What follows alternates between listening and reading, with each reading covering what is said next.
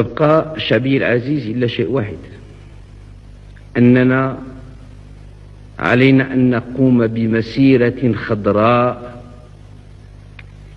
من شمال المغرب إلى جنوبه، ومن شرق المغرب إلى غربه.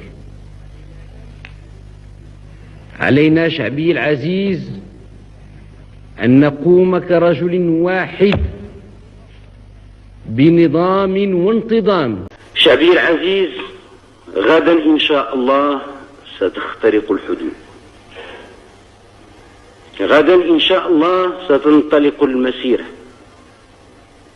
غدا إن شاء الله ستطؤون أرضا من أراضيكم، وستلمسون رملا من رمالكم، وستقبلون أرضا من وطنكم العزيز.